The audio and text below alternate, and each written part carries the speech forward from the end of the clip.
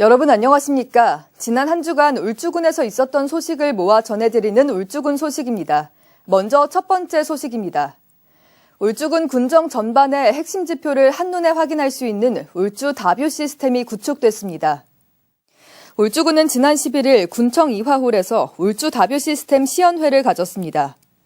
울주 다뷰 시스템은 인구와 복지, 경제, 교통 등 군정 전반의 핵심 지표를 한 곳에서 확인할 수 있는 데다 복잡한 통계를 그래프와 지도 기반 화면으로 제공해 비전문가도 쉽게 이해할 수 있습니다. 특히 생애주기별 복지정책 정보를 한 화면에 제공해 주민 눈높이에 맞는 맞춤형 서비스 안내가 가능할 것으로 기대됩니다. 울주군은 어린이 사회복지 급식관리지원센터를 대구보건대학교에 위탁해 운영합니다. 위탁 기간은 내년부터 2030년까지입니다. 울주군은 관내 어린이와 노인, 장애인 등 사회복지 급식시설의 영양 위생관리 수준을 높이고 체계적인 급식안전 지원을 강화하기 위해 전문성을 갖춘 기관의 운영을 맡긴다고 밝혔습니다.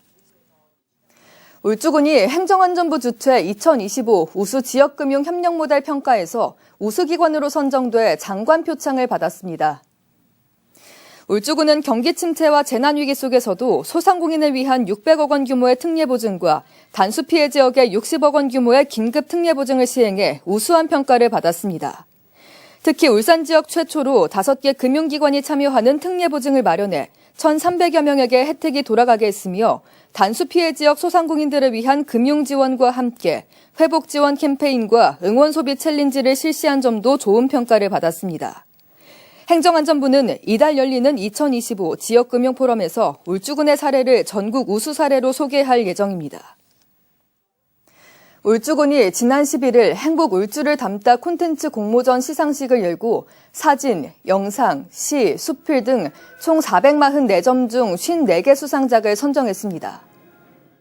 분야별 최우 수상에는 사진 간헐제 억새평원, 영상 휴머네이처, 시 울주가 속삭인다, 수필 문수산에 부는 가을바람 등이 뽑혔습니다.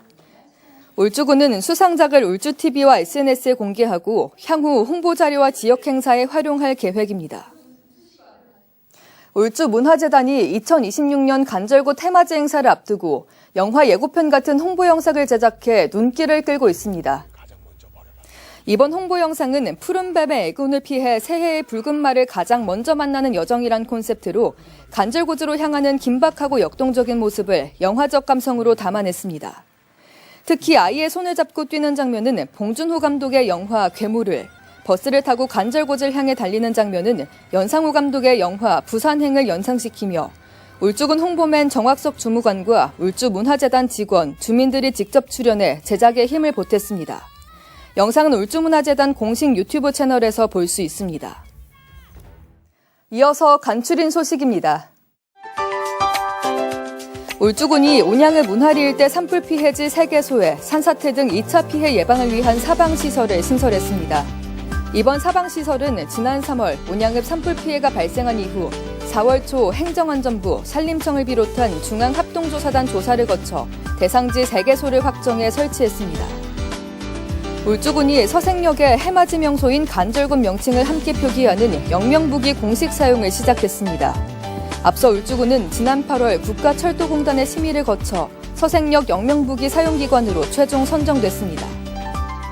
울주군이 생명 나눔을 실천한 다회 헌혈자를 대상으로 각종 혜택을 받을 수 있는 다회 헌혈자 감면 확인증을 발급합니다.